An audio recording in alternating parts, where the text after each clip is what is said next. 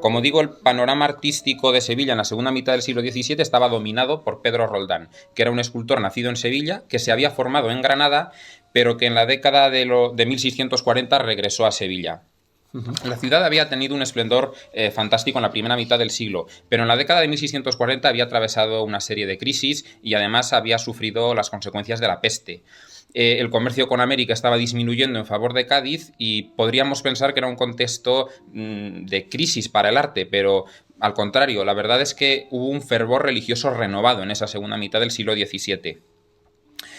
Además, en cuanto a los demás artistas que había allí, tenemos que pensar que Juan Martínez Montañés, del que hablamos en el primer episodio del podcast, seguía activo todavía a mediados del siglo XVII, y había otros artistas comenzando su carrera, como por ejemplo Valdés Leal o Murillo, que son bien conocidos.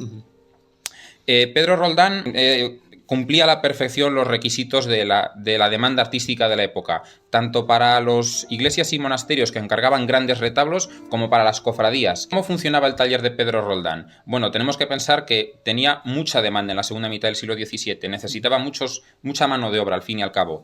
Y como es lógico, Pedro Roldán formó a sus hijos. Al fin y al cabo, los oficios en esta época se heredaban de padres a hijos. Lo que ocurre con Pedro Roldán es que tardó en tener un hijo varón al que formar. Por eso formó a 3 de sus hijas mujeres.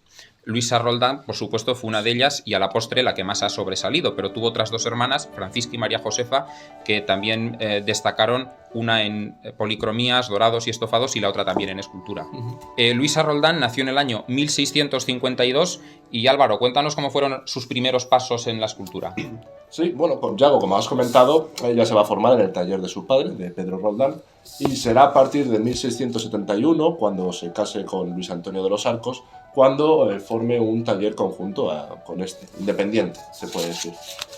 Sobre este matrimonio ha corrido ríos de tinta porque Pedro Roldán se opuso al mismo. Y quizás la visión tradicional de la historiografía partía o consideraba a Luis Antonio de los Arcos como un escultor de segunda fila que no sería digno de casarse con una hija de Pedro Roldán. Lo más probable es que esto no sea así, nos tenemos que ir a planteamientos de corte más socioeconómico, porque, claro, comentábamos que estos escultores trabajan en un sistema gremial, trabajan por talleres y compiten unos a otros. Entonces, claro, imaginaros que estáis en Sevilla, que sois Pedro Roldán y que uno de los, probablemente, de los mejores trabajadoras, escultoras que tienes en tu taller, se va a marchar para formar otro taller que va a competir contigo a la hora de conseguir contratos de obra. Por lo tanto, es entendible en este sentido la oposición de Pedro Roldán. Pero bueno, eso no va a impedir que una vez se case Luisa Roldán con Luis Antonio, no va a impedir para que el matrimonio lleve a cabo algunos trabajos puntuales con el taller de Pedro Roldán, porque el contexto de Sevilla ya en la década de los 70 sigue siendo muy parecido al que ha comentado Yago anteriormente. Sigue habiendo sequías, malas cosechas. Es una época en la que no hay mucho dinero y por lo tanto no se están llevando a cabo obras de gran envergadura. Además, las pocas que se están realizando están siendo copadas por el taller de Pedro Roldán. Por lo tanto, es un contexto muy difícil para desarrollar una carrera artística y para sobrevivir. Porque muchas veces pensamos que los artistas, en la visión contemporánea de pues gente súper famosa y súper reconocida, pero bueno, en estos momentos no es así.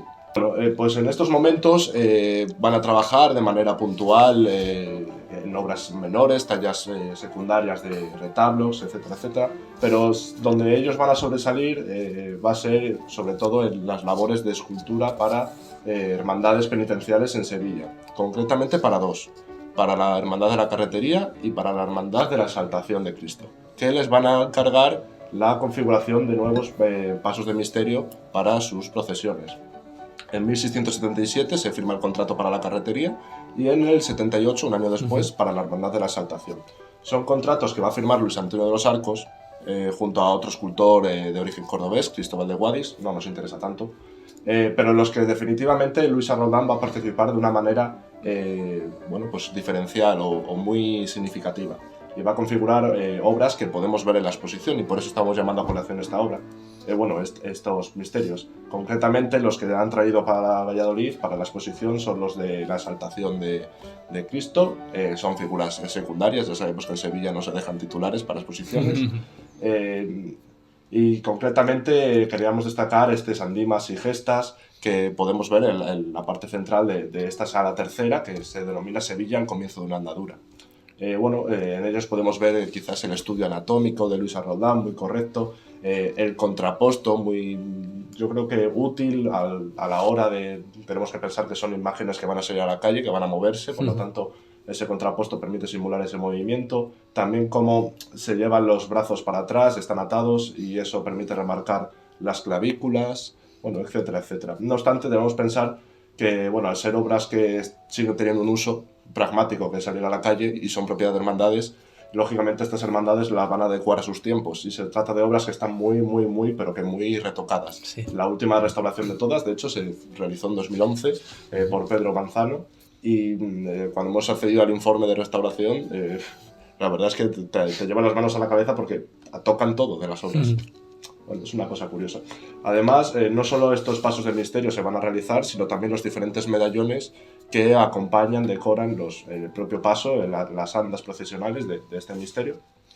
Y bueno, es interesante ver cómo también Luisa Roldán trabaja en pequeño formato y logra convertir un soporte en 2 dimensiones a las 3 dimensiones.